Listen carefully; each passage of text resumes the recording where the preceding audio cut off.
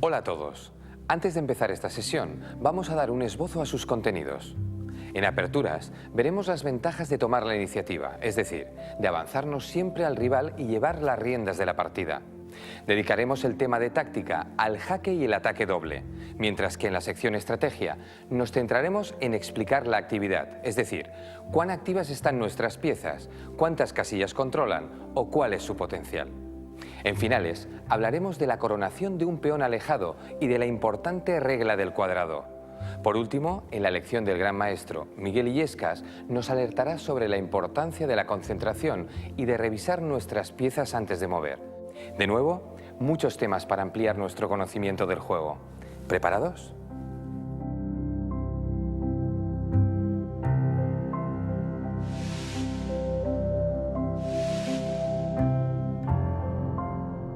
Para llevar la iniciativa desde la apertura, tendremos que ser los primeros en amenazar al contrario, pero no de cualquier manera.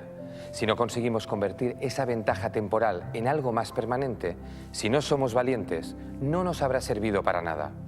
Así pues, buscaremos movimientos para amenazar a nuestro oponente y lograr un doble efecto: mejorar nuestra posición y crearle dificultades tanto en el desarrollo de sus piezas como en el enroque. Para estudiar cómo hacerlo, nos fijaremos en una partida del legendario campeón del mundo cubano, José Raúl Capablanca.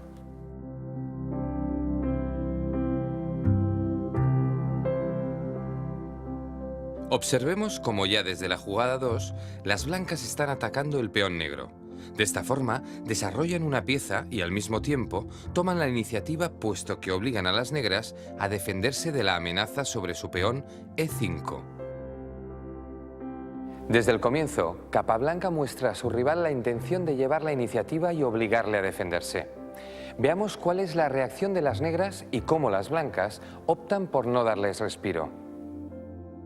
El caballo negro se mueve a C6 para defender el peón atacado, pero las blancas mantienen la iniciativa y renuevan la amenaza moviendo su alfil a B5, lo que se conoce como apertura española. Las negras contraatacan mediante la defensa berlinesa y atacan el peón E4. Tras lo cual, las blancas deciden enrocar, asegurando su rey y liberando la torre, que podría llegar a ejercer una molesta presión a lo largo de la columna en caso de abrirse el juego. Con este último movimiento, alguien podría pensar que las blancas renuncian a seguir llevando la iniciativa. Muy al contrario, con el enroque no hacen más que evidenciar sus intenciones de seguir desarrollando sus piezas. La respuesta de las negras es defender el peón central con un movimiento de peón a D6. Capablanca podría replicar de manera similar con D3, pero opta por seguir luchando por la iniciativa y mueve su peón a D4, en lugar de defender al peón de rey atacado por el caballo negro. Esta jugada le permite renovar la amenaza sobre el centro del tablero al presionar de nuevo sobre el peón de E5. Como podéis ver, tras cada movimiento del cubano se esconde una doble intención: mejorar su posición y presionar a su oponente para mantenerle ocupado en labores defensivas. Capablanca sabe muy bien lo que quiere y lucha en cada movimiento por obtenerlo. Mientras las negras continúan desarrollando sus piezas, las blancas sitúan el caballo en C3, dentro de su estrategia de ir siempre un paso por delante. A continuación, las negras completan una sólida apertura, poniendo en juego 4 piezas menores gracias al desarrollo de alfil a E7. Fiel a sus intenciones, Capablanca responde moviendo su torre a E1, con lo que defiende su peón en E4. Con una defensa tan recia de este peón, la amenaza de capturar con el alfil el caballo negro de C6 y ganar el peón de E5 se hace más real que nunca. Las negras abandonan la tensión central, toman en D4 y buscan en el intercambio de piezas un cierto alivio a su posición.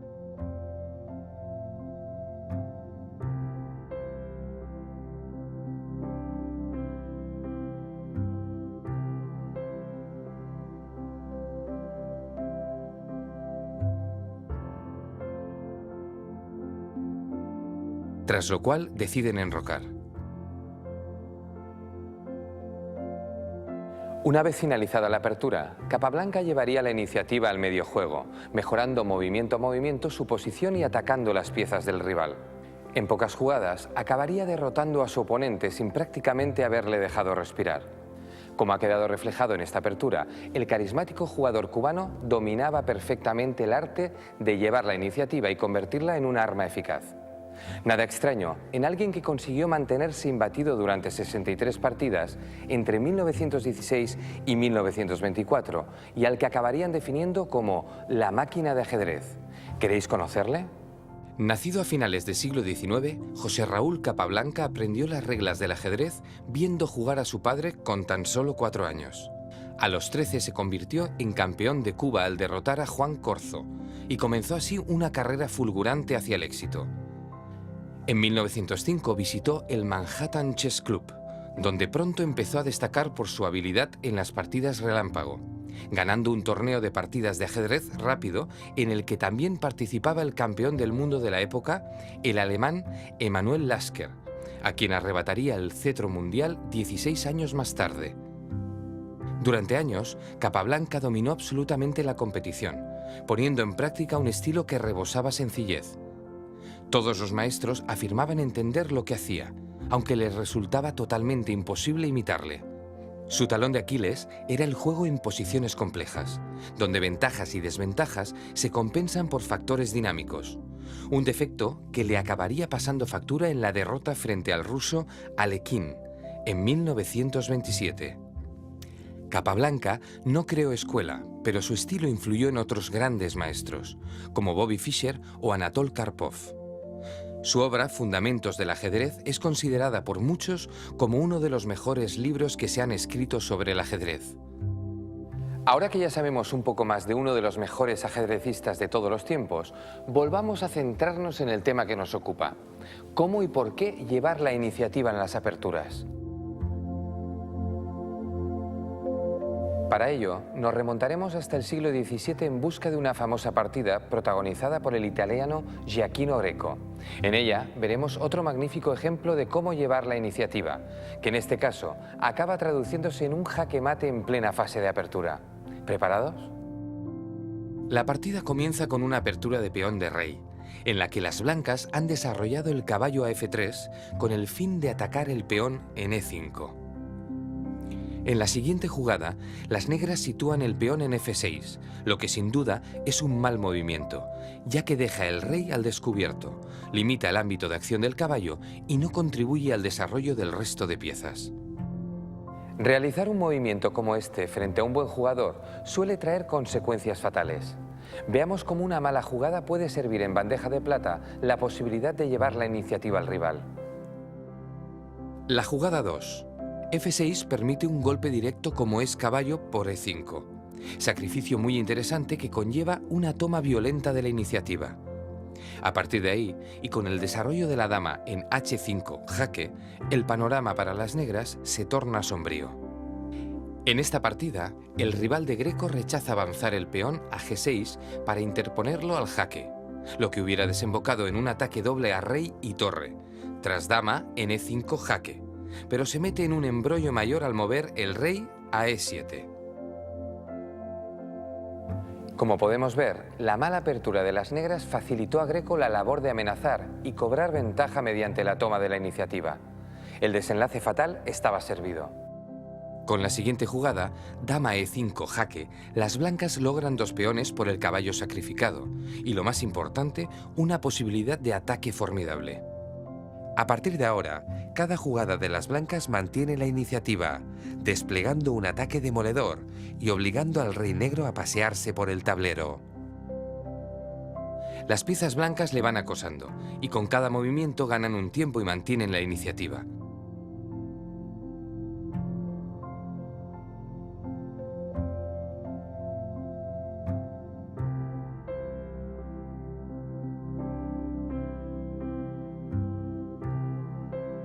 Hasta dejar herido de muerte al jugador de negras.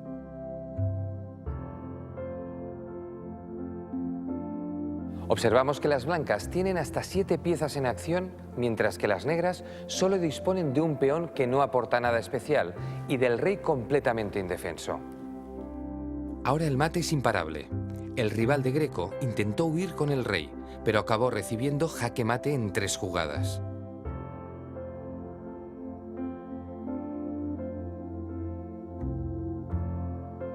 Un jaque en el que participan la dama, la torre, un peón y el alfil que apoya al peón ejecutor.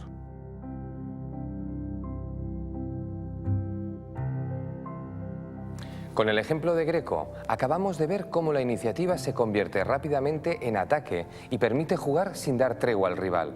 A continuación, un último ejemplo sobre cómo llevar la iniciativa en las aperturas. Para ello, dejamos el siglo XVII y volvemos al XX, para estudiar un duelo entre 2 grandes maestros modernos, disputado en Riga en 1995, Kasparov contra Tinman. En el año 95, Tinman era uno de los mejores jugadores del momento y Kasparov nada menos que el campeón del mundo. Vamos a ver qué enseñanzas podemos extraer de aquella partida disputada en Letonia. Una partida de apertura de peón-dama con defensa eslava que vamos a ver muy rápidamente hasta llegar a la jugada número 9.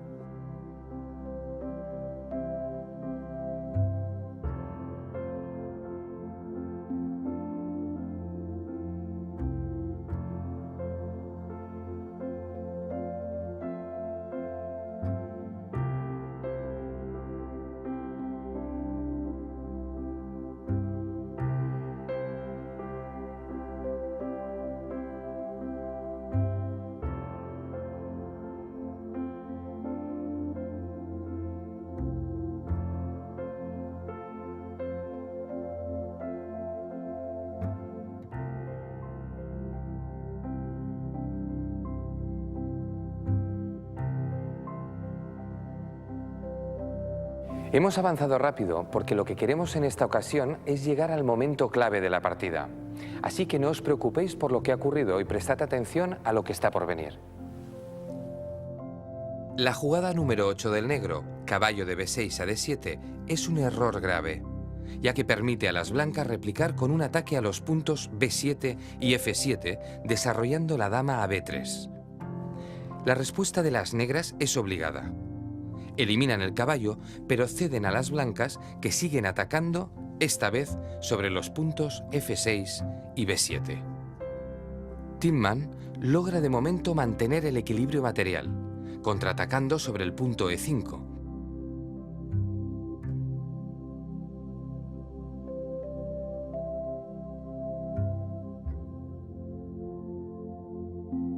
Pero ahora comprobaremos cómo sus 2 piezas, aparentemente bien desarrolladas en el centro, están a punto de ser víctimas de los peones blancos.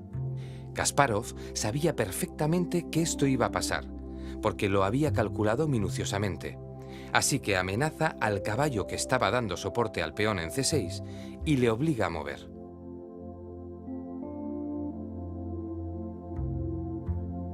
Atentos a las posiciones porque estamos en un momento clave de la partida. Observad. Para muchos, la elección sería arrebatar el peón negro en C6, dando jaque y obligando al alfil a tapar la amenaza. De esta manera, las blancas habrían ganado un peón, pero al hacerlo renunciarían a la iniciativa, pues tendrían que retirar su dama amenazada, permitiendo a las negras adelantarse en el desarrollo. Ahora bien, Kasparov valora más la iniciativa que el hecho de ganar un peón, así que decide no convertir todavía la iniciativa en ventaja. Veamos qué solución encuentra. Las blancas optan por avanzar el peón a E4, controlando el centro y liberando el alfil de F1. Este movimiento pone en apuros a 2 piezas negras que, en principio, parecían bien desarrolladas. Tinman decide defender a su peón y las blancas siguen sin dar tregua. Mantienen la iniciativa amenazando al caballo, quien no encuentra reposo y es obligado a saltar al centro. Kasparov sigue ganando tiempos y desarrolla el alfil a F4 para atacar de nuevo al caballo, jugada que no deja otra solución a las negras que mover el peón a F6. En este punto de la partida, Kasparov demuestra su fantástica comprensión del ajedrez, cambiando su poderoso alfil por un caballo de vital importancia para las negras. Veámoslo. Elimina el caballo que defendía casillas tan importantes como D7, C6 o C4. Al hacerlo, deja a las negras en una débil posición, además de seguir manteniendo la iniciativa al desarrollar la torre a D1 y amenazar la captura en D7. Como podemos ver, las blancas no dan tregua a su rival. Tin Man intuye que está contra las cuerdas y decide probar suerte contraatacando. Mueve la torre a B8 atacando la dama de Kasparov, quien responde capturando el peón y consiguiendo ventaja material. Tin Man trata de evitar el desarrollo del alfil blanco a C4, jugando la torre a B4 para controlar esa casilla y barrer la quinta línea. Con esta jugada defensiva, el holandés asume la pérdida de un peón y permite al azerbaiyano, ahora sí, convertir la iniciativa en ventaja material. A pesar de todo, las blancas no se conforman y siguen realizando jugadas que buscan un doble efecto: mejorar su posición y crear dificultades al rival. Así, desarrollan el alfil a E2, preparando un posible enroque y amenazando con un terrible jaque en H5.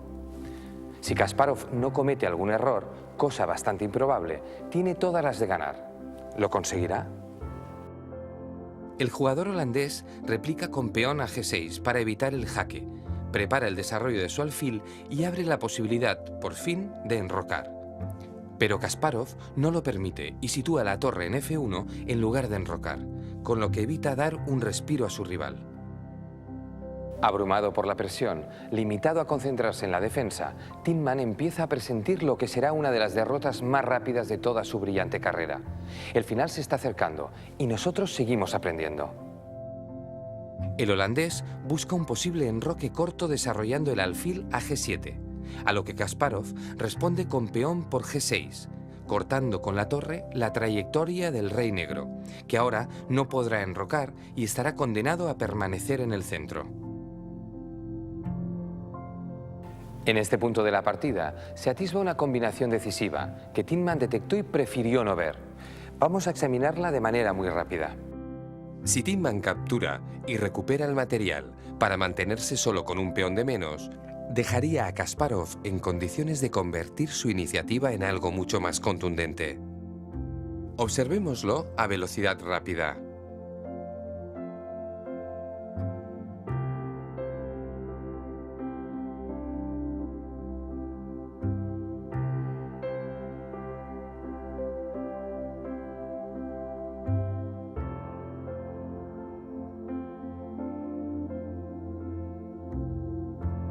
Al final de la combinación, en la que las negras solo han podido realizar jugadas forzadas, las blancas quedarían con una ventaja material decisiva de 9 contra 5 unidades.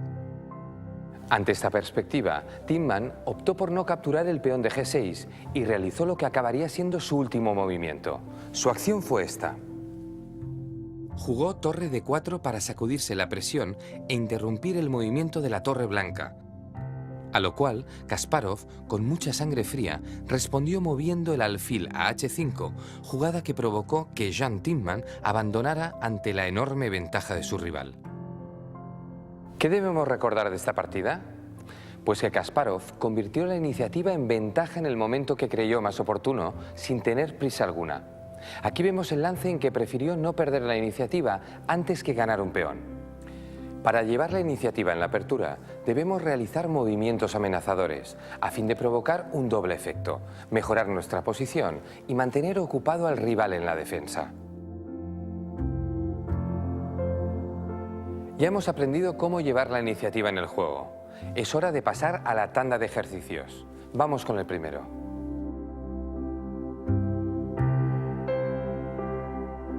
Tras una apertura española y una defensa Steinitz, ¿qué cuarto movimiento deberían hacer las blancas para llevar la iniciativa? Recordad que buscamos una jugada que también sea buena desde el punto de vista del desarrollo y que igualmente, a la vez, permita dominar el centro. Pese a que existen diversas opciones, hay una que cumple todos los requisitos. ¿Cuál? Tenéis entre 1 y 5 minutos para buscar la solución.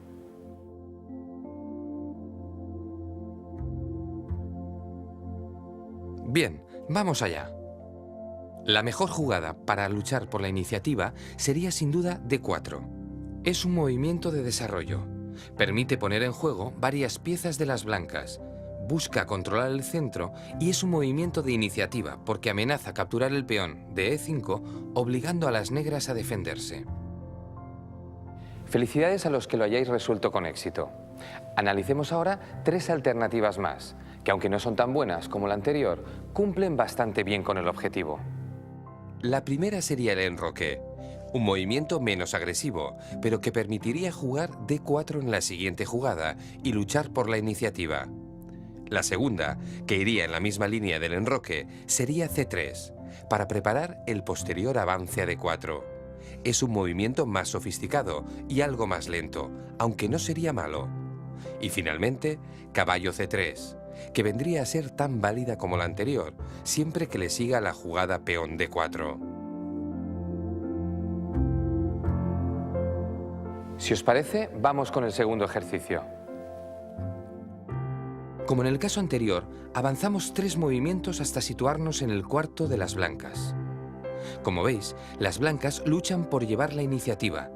Las negras replican con una acertada defensa filidor y finalmente el alfil negro se desplaza a G4 para paralizar la acción del caballo, que ahora está clavado. La cuestión vuelve a ser la misma. Esta vez vamos a dar un tiempo de respuesta de 2 a 10 minutos.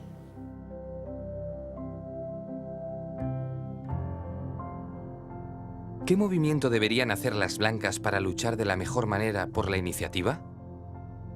Vamos a resolver el enigma. La jugada ideal sería la captura D por E5, ya que las negras no podrían retomar E5 al perder importante material con la secuencia de jugadas que estamos viendo. Las negras perderían un peón, la posibilidad de enrocar y tendrían que afrontar nuevas amenazas. Por tanto, las negras se verían obligadas a jugar alfil por F3, tras lo cual las blancas adquieren ventaja con la ambiciosa dama por F3, seguido de alfil C4, continuando con las amenazas y una fuerte iniciativa. Efectivamente, ese era el movimiento idóneo para luchar por la iniciativa y cumplir al mismo tiempo con todos los requisitos que ya hemos expuesto. Felicidades a los que habéis acertado. ¿Otras posibilidades? Una sería alfil E2, una jugada razonable que, sin embargo, no está lo suficientemente orientada a llevar la iniciativa. Otras alternativas serían peón C3, caballo C3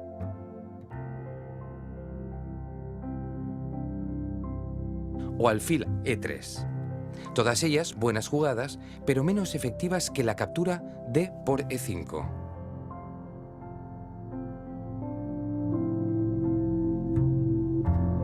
Abordemos ya el último ejercicio que os hemos preparado.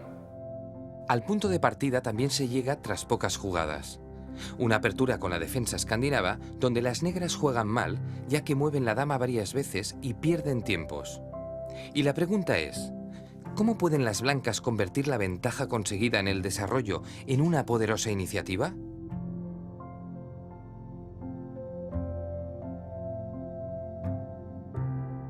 Tenéis de 2 a 10 minutos para descubrirlo. Adelante.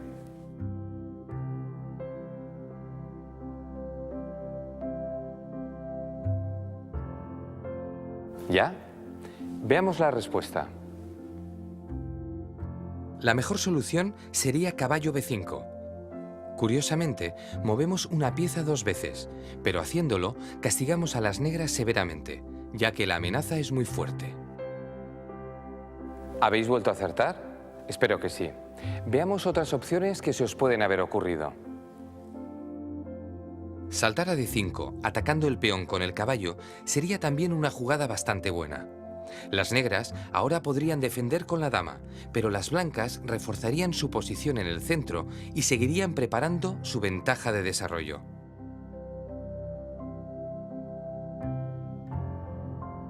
Otra buena jugada hubiera sido sacar el caballo, invitando a las negras a ganar material. En ese caso, las blancas podrían seguir atacando con mucha fuerza, desarrollando piezas y recuperando el material con intereses.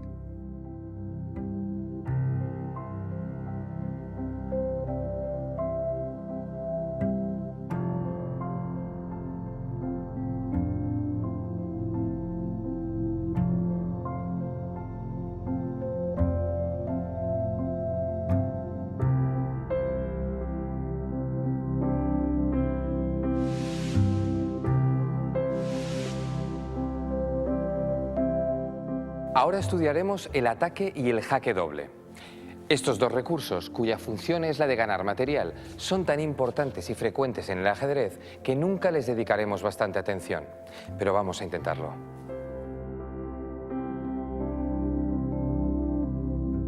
Comenzaremos explicando qué es un jaque doble. Como veis en el tablero, la dama blanca está atacando el rey y la torre. Ese sería un ejemplo de ataque doble. Y como en este caso una de las piezas es el rey, hablamos de jaque doble. Esta jugada crea serias dificultades al rival, ya que el rey se ve obligado a mover, dejando vía libre a la dama para capturar la torre y lograr una importante ventaja material. Fácil, ¿no? Veamos otros ejemplos. De nuevo un jaque doble. Esta vez es la torre la que ataca el rey y el caballo. El rey debe zafarse de la amenaza y permite a la torre capturar al caballo y ganar material.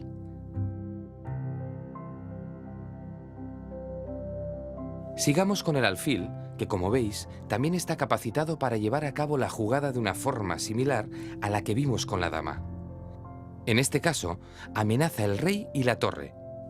El rey tiene que escapar y captura la torre, ganando un material muy valioso.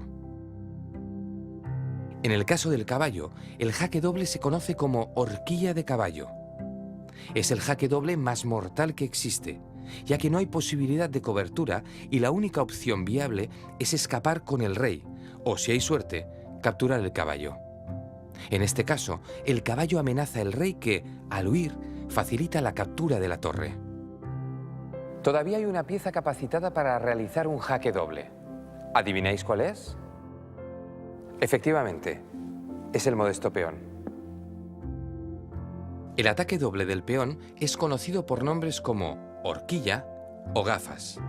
Para que el peón pueda realizar esta extraordinaria jugada, debe avanzar amenazando dos piezas enemigas y capturar la que no escape, en este caso la torre, puesto que al rey no le queda otra posibilidad que alejarse.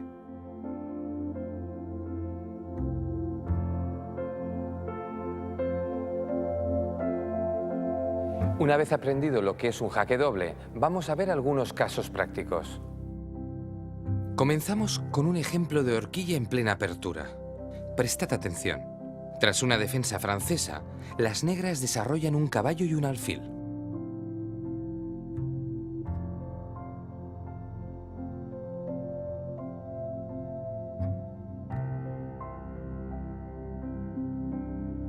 Aparentemente, ambas piezas parecen bien situadas, pero de ningún modo es así, ya que han quedado a tiro de un ataque doble de peón enemigo.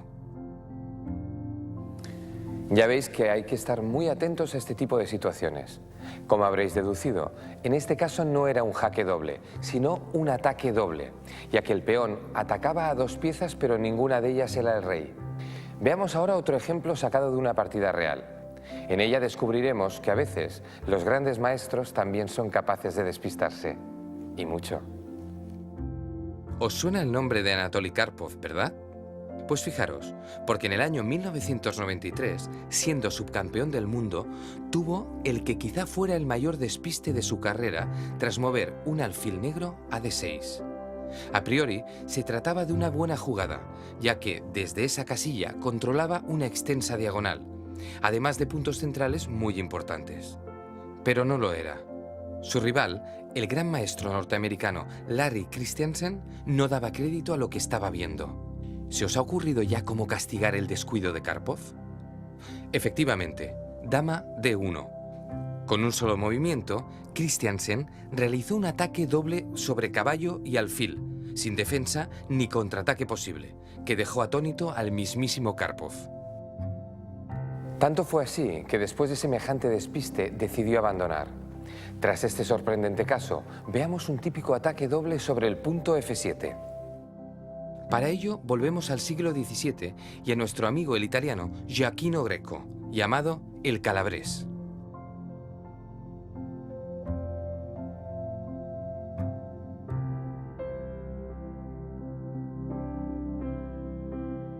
Tras una errática apertura de su oponente, Greco tiene ya desarrolladas dos piezas, el rey asegurado y la torre fuera en tan solo 4 movimientos. En cambio, su rival tiene tan solo un peón y la dama colocada en mal lugar. Aprovechándose de la situación, las blancas efectúan el sorprendente movimiento alfil por F7 jaque.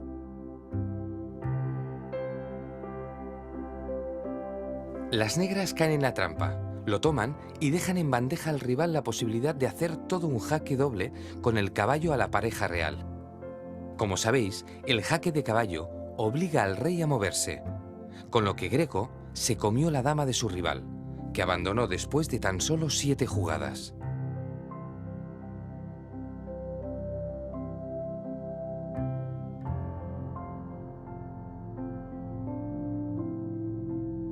Como estamos comprobando, el jaque doble es un arma tremendamente poderosa. Vamos ahora a una partida de élite entre el húngaro Lajos Portis y el ruso Viktor Korchnoi. Aquí, el jugador negro observa la posibilidad de dar un jaque doble a rey y dama. El problema es que la casilla D2 está controlada por un alfil y una torre. Korchnoi, que juega con negras, sabe que el alfil blanco está clavado por la acción de su torre sobre el rey, y por lo tanto no se puede mover. Pero la torre sí defiende D2 eficazmente. Así que el jugador suizo entrega a su dama por la torre, da el jaque para capturar la dama enemiga y al final de la combinación acaba ganando una valiosa torre a cambio de un caballo.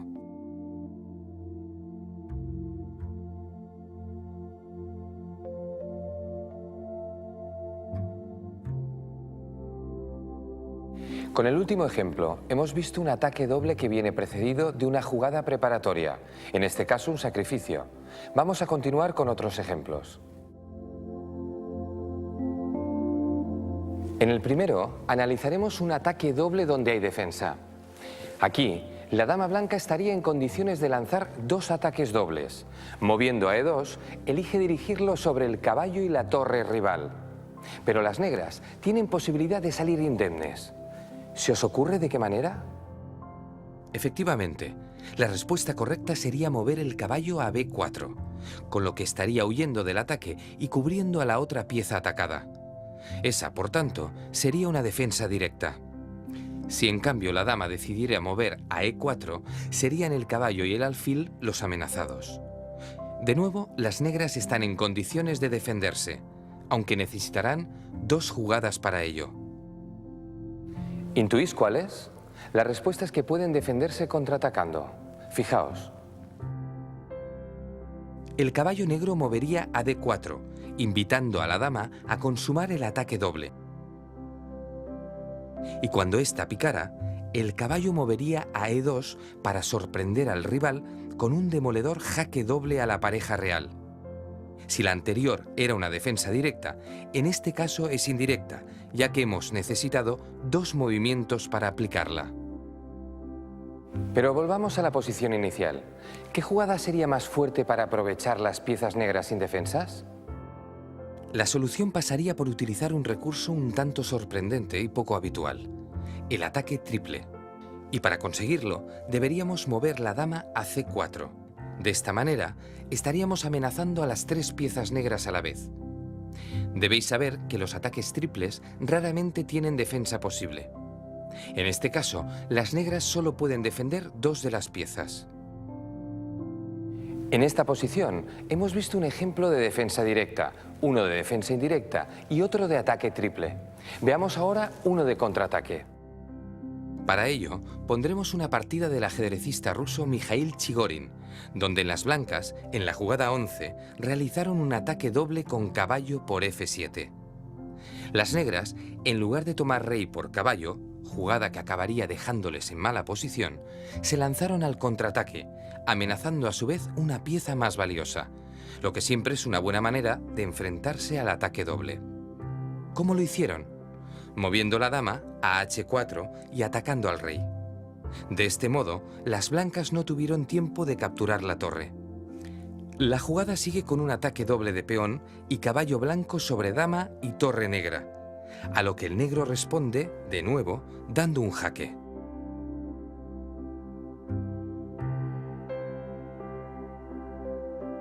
Las blancas volvieron a atacar y el negro replicó con el enésimo contraataque. Observamos que la torre negra de H8 sigue salvándose una y otra vez gracias a la batalla que se está librando en otra zona del tablero. Finalmente, cuando el blanco tomó el caballo y la dama negra dio el jaque,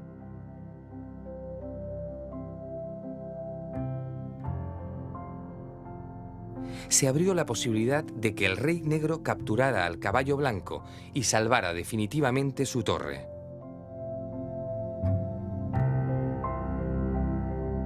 Ahora ya disponemos de suficiente información para abordar los ejercicios. ¿Estáis listos?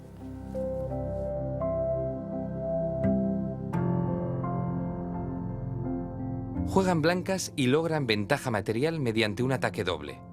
¿Cómo? ¿Con qué jugadas? Tenéis de 2 a 10 minutos para pensarlo.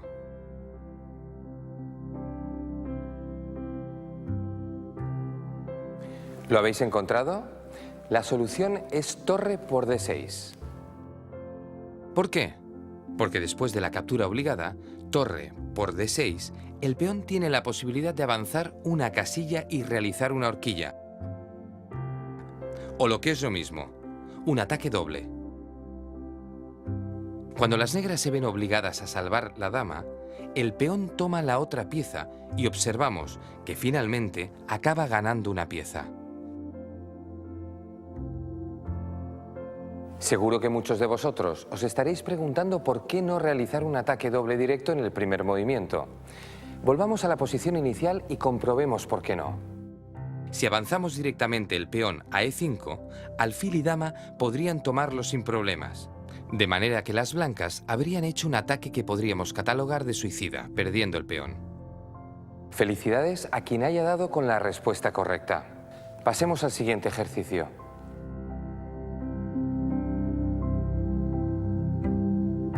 Juegan blancas y pueden ganar material. ¿De qué manera? Este ejercicio es más difícil que el anterior, así que estad muy atentos. De nuevo tenéis de 2 a 10 minutos para resolverlo. Relojes en marcha.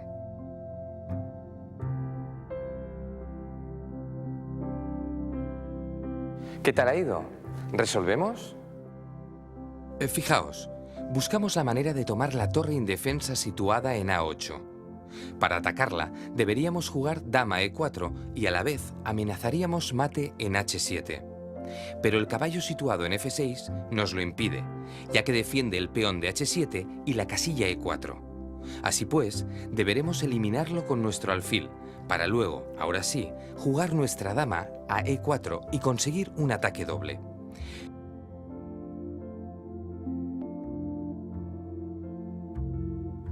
Las negras tienen que defender el mate, y la dama puede ganar sin problemas la torre negra. Hemos visto cómo las blancas necesitan una jugada previa antes de efectuar el jaque doble. Por tanto, recordad, siempre que veáis la posibilidad de cambiar piezas, preguntaos antes si la nueva posición ofrece alguna opción táctica de combinación. Si es así, realizad el cambio. No era fácil, así que muchas felicidades a los que lo hayáis resuelto. Y a los que no lo hayáis hecho, no os preocupéis. Enseguida podréis desquitaros con el siguiente ejercicio. Esta vez se trata de un problema de defensa. Jugamos con negras y el blanco nos amenaza con un jaque doble por la acción combinada de dos piezas. La pregunta es obvia. ¿Cómo nos defendemos? Una vez más, tenemos de 2 a 10 minutos para tratar de dar con la respuesta.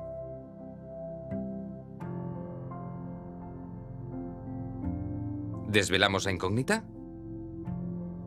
Aunque hay dos jugadas posibles, la mejor es alfil de 6, ya que interrumpe la acción del alfil blanco sobre el punto C7, que de esta manera queda a salvo.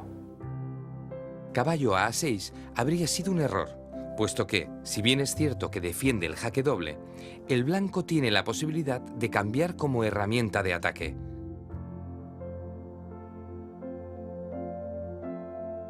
¿Lo veis?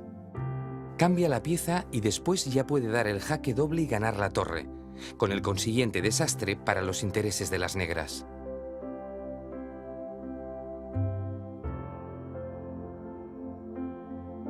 Así que, tened siempre en cuenta que, antes de llevar a cabo una jugada, debéis preguntaros si el rival estará en disposición de hacer capturas o jaques.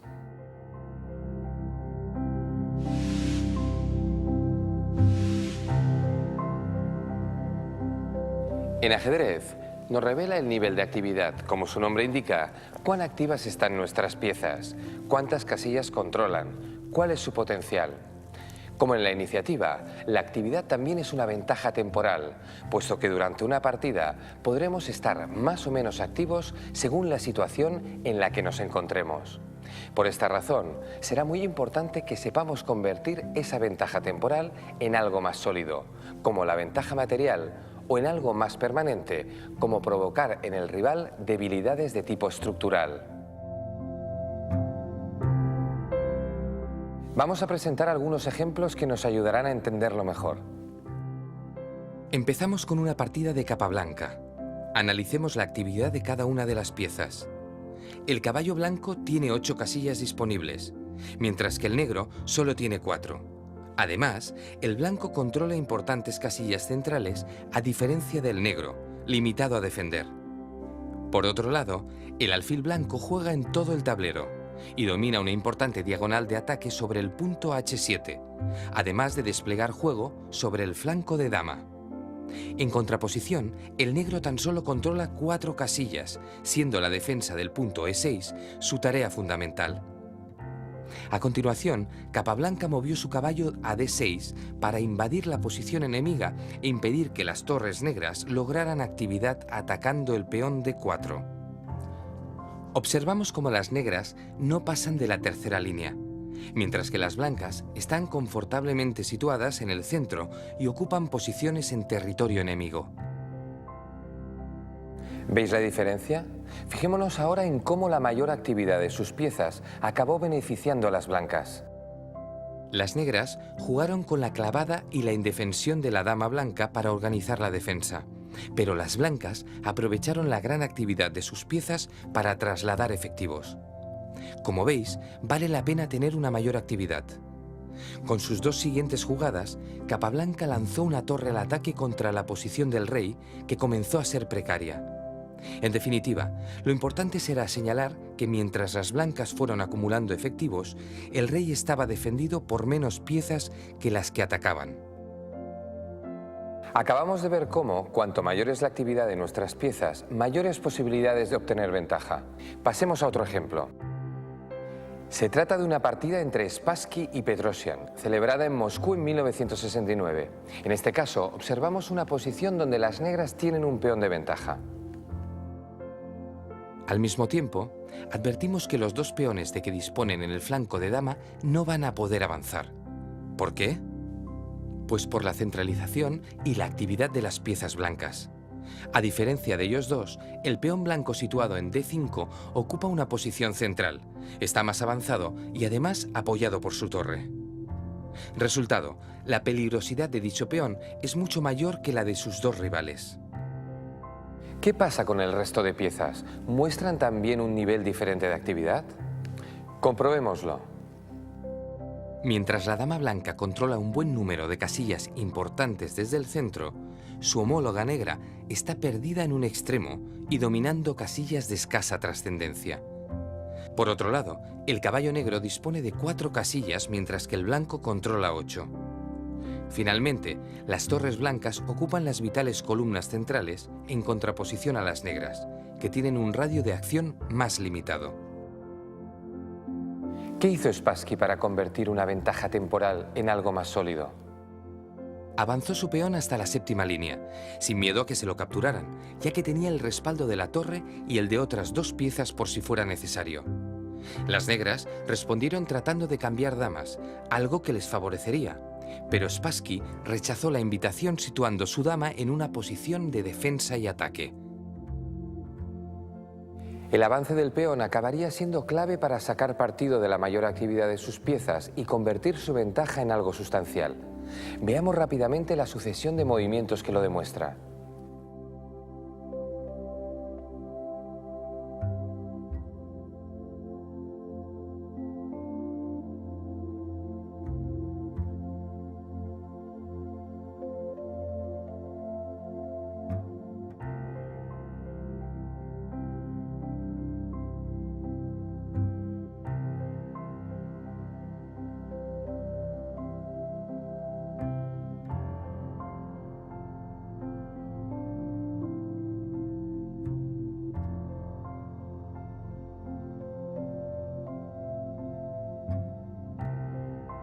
Después de aprender de dos grandes maestros, vayámonos a un último ejemplo protagonizado por dos jovencísimos jugadores de 16 años. En él veremos cómo también en los finales cuenta la actividad y de qué manera.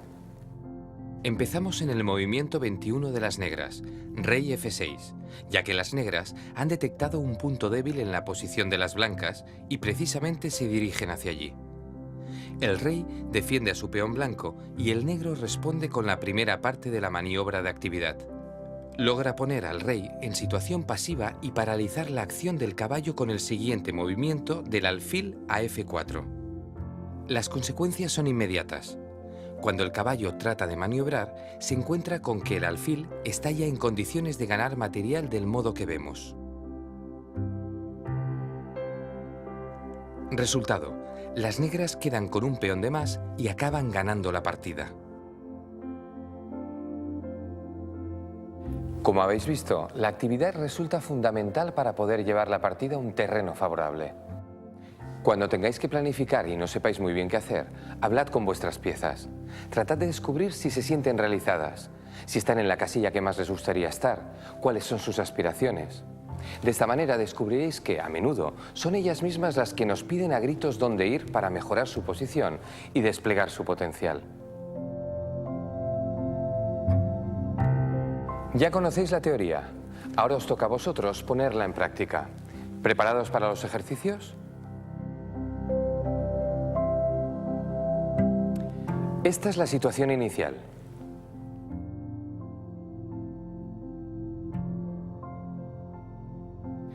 Juegan las negras.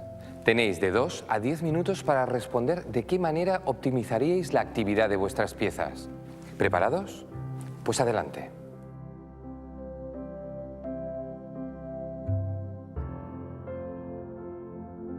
¿Y la respuesta correcta es?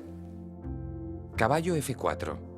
Esta jugada mejora la actividad del caballo y, sobre todo, prepara la actividad de la dama al punto G4, desde donde va a presionar al rey enemigo. Al mismo tiempo, es importante destacar que desde F4 el caballo presiona también sobre el punto más débil de las blancas, que en este caso es D3. Las blancas responden con torre a A3 y las negras logran su objetivo con dama G4, alcanzando una cómoda posición que no habrían obtenido sin mover antes el caballo a F4. ¿Cómo ha ido? ¿Bien? Este ejercicio es un poco más difícil. Juegan las negras y tienen un peón de menos, aunque está compensado por la buena situación de su dama y su torre. Esta vez vamos a dejaros de 3 a 15 minutos para adivinar qué jugada puede ayudar a las negras a seguir activando sus piezas y mejorar su posición.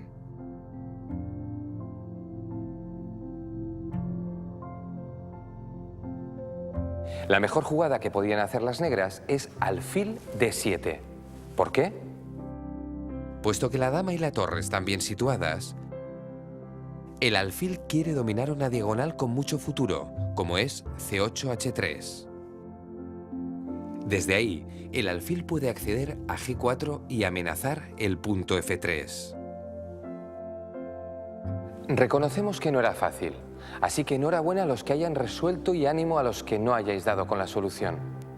Vamos ya con el tercer y último ejercicio de estrategia.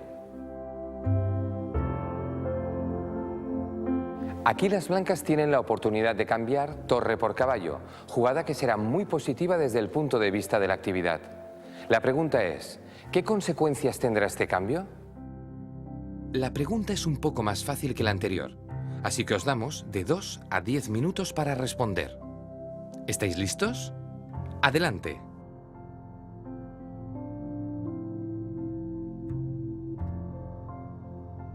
Busquemos ya la respuesta al enigma. ¿Listos para poner en práctica la lección?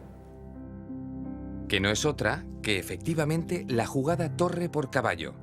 Es buenísima, ya que, si bien se sacrifica temporalmente calidad, en la siguiente jugada se pone de manifiesto un ataque a la torre descubierta. Dos piezas blancas atacan a dos piezas negras. El negro reacciona de la mejor forma posible y culmina la primera parte de la maniobra. El blanco ha cambiado torre y peón, por caballo y alfil. Aunque el cambio parece equivalente, hay que ver cómo quedan las piezas restantes. Y vemos que las piezas blancas quedan muy activas. La torre negra no tiene columnas porque choca contra la fuerte posición del caballo blanco, y los centralizados alfiles tienen a su disposición importantes diagonales. El resultado es que, en muy pocas jugadas, la torre enemiga sucumbe, víctima del ataque de las piezas blancas, transformando así su ventaja de actividad en decisiva ventaja material.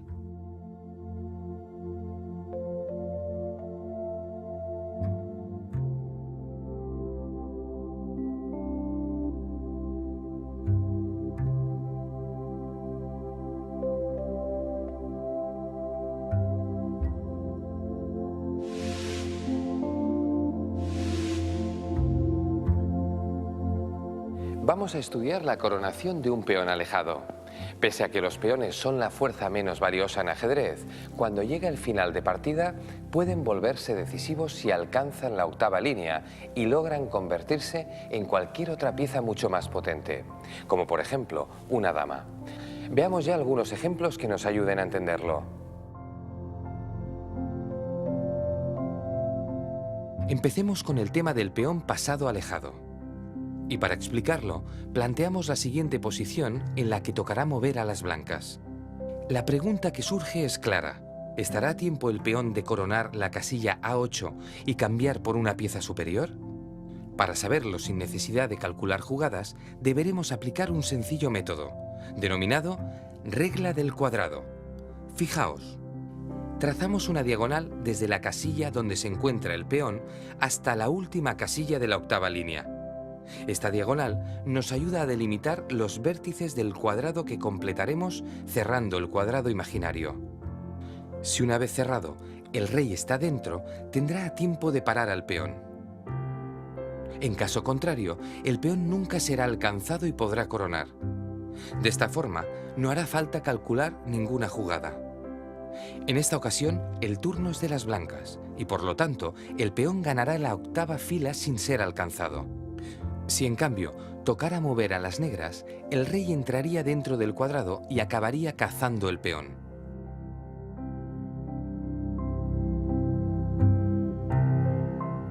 Como veis, en este tipo de finales con reyes y peones nos resultará muy útil aplicar estas sencillas nociones de geometría que constituyen la regla del cuadrado.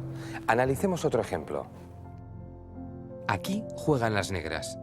¿Entrará el rey negro en el cuadrado imaginario al realizar su siguiente movimiento? Evidentemente, una vez dibujado el cuadrado, vemos que el rey mueve y sí, entra en él. Por tanto, será capaz de neutralizar el peón, evitar la coronación y finalizar en tablas. ¿Lo veis? Parece fácil, ¿verdad? Pues cuidado, porque debemos estar atentos a un pequeño detalle que quizá habíais pasado por alto. Fijaos en esta situación. El rey está dentro del cuadrado y podrá parar al peón, ¿verdad? Falso. ¿Por qué? Porque observad que el peón parte de su casilla de origen y por tanto puede avanzar 2 pasos en el primer movimiento. Al hacerlo, dejará al rey fuera del cuadrado imaginario y podrá coronar la fila 8 sin ser neutralizado. Por tanto, cuando el peón parte de su casilla de origen, el cuadrado lo debemos trazar desde la tercera fila y no desde la segunda, donde se encuentra. Pero, ¿cómo trazar el cuadrado en caso de tener más de un peón? Volvamos a la situación inicial. En este caso, es más difícil, porque tenemos 3 peones y solo podremos trazar el cuadrado cuando el peón efectúe la ruptura y se cambie en B4. Ante ello, debemos aprender una regla. En primer lugar, avancemos siempre el peón libre de oposición. ¿Por qué? Pues porque si avanzamos el otro peón, el blanco jugaría A4 y bloquearía con un solo peón los 2 del rival. Así que recordad, para coronar el peón pasado empezaremos siempre avanzando el que está libre de oposición. ¿Listos para poner en práctica la lección? Juegan blancas y la pregunta es, ¿podrá el blanco coronar un peón sin la ayuda de su rey? El tiempo para responder es de 2 a 10 minutos y empieza ahora.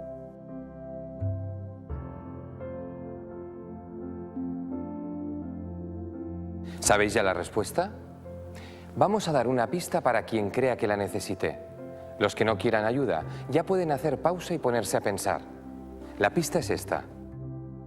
Para que el peón blanco pueda coronar, tiene que llegar hasta B5. El negro podrá tomar, y el peón que se irá a convertir en dama será el blanco situado en A5. ¿Entrará el rey negro en el cuadrado imaginario que forma dicho peón?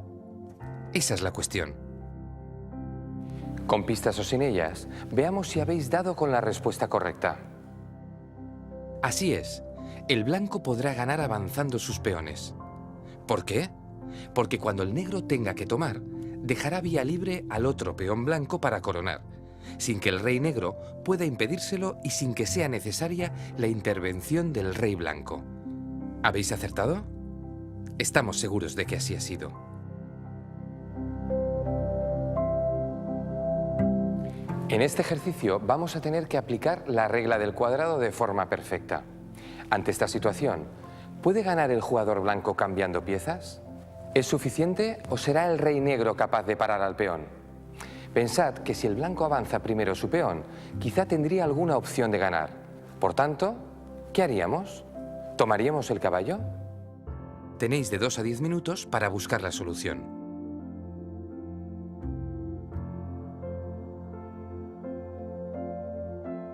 La respuesta es que alfil por caballo es muy buena jugada, puesto que después de la captura obligada, el blanco mueve y avanza 2 pasos su peón, estableciendo un cuadrado lejos del alcance del rey de las negras. Si volvemos a la posición inicial, vemos que el rey está dentro del cuadrado. Por lo tanto, alfil por caballo más captura obligada era la fórmula adecuada para echarlo de él y dejarlo fuera de carrera.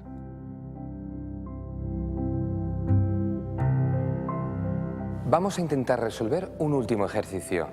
Vais a disponer de 3 a 15 minutos, así que estad muy atentos, porque no es nada fácil. ¿Preparados? Este ejercicio es un estudio del compositor y ajedrecista Richard Reti, quien a principios del siglo XX planteó esta situación para demostrar de manera brillante que las blancas eran capaces de hacer tablas, pese a estar en circunstancias desesperadas. La pregunta es evidente. Juegan las blancas. ¿Cómo lo consiguen? Un par de reflexiones que os pueden ayudar a encontrar la solución si pasados 5 minutos no habéis dado con ella. Fijaos. El peón blanco está controlado por el rey enemigo. Por lo tanto, si avanzamos será capturado. Además, el rey blanco está fuera, y por mucho, del cuadrado del peón negro. Así que la lógica dice que las blancas lo tienen peor que mal. ¿Qué combinación creó Reti para desmentir a la lógica?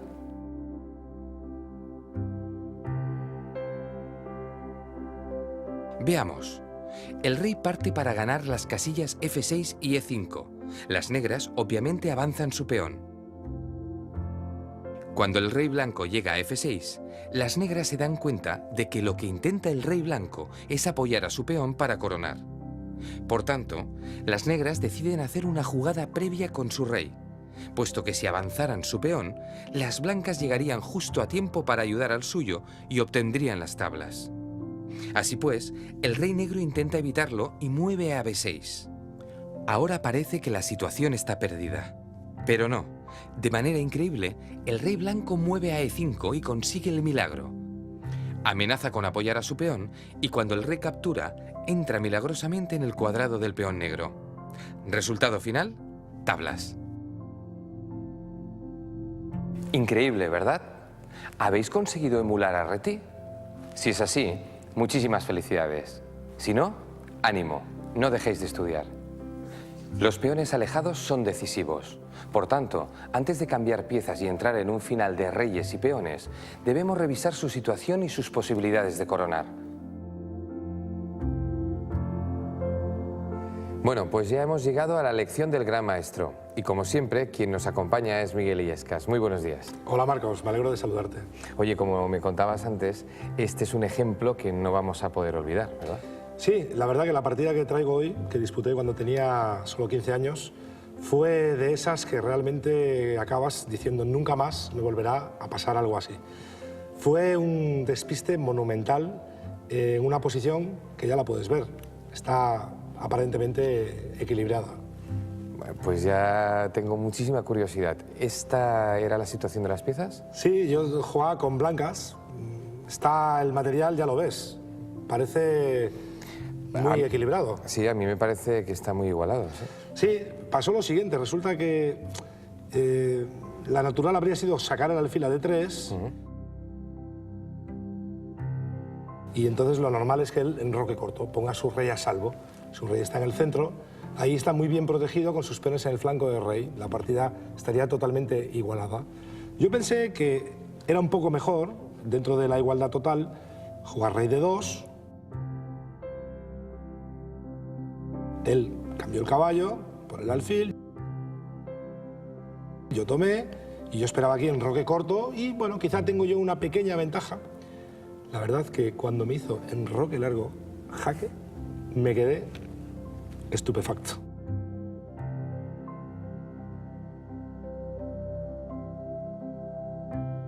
Y adiós a la torre, vaya faena. Exactamente, el jaque con la torre y la captura de mi torre con su rey.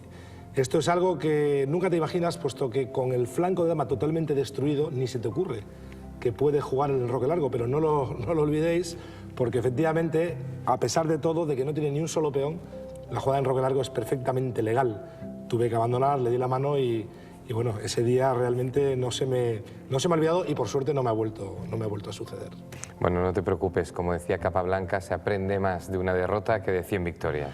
Sí, siempre me ha gustado esa frase de Capablanca, el hombre que no perdía nunca, ¿no? Se pasó 7 años cuando era campeón del mundo sin perder ni una sola partida. Bueno, Miguel, como siempre, muchísimas gracias por estar con nosotros y nos vemos en la siguiente. Por supuesto, Marcos. Bien, pues esto ha sido todo. Espero que os haya resultado interesante lo que hemos aprendido. Y recordad, poned en práctica los conceptos que hayáis ido asimilando. Hasta la próxima sesión.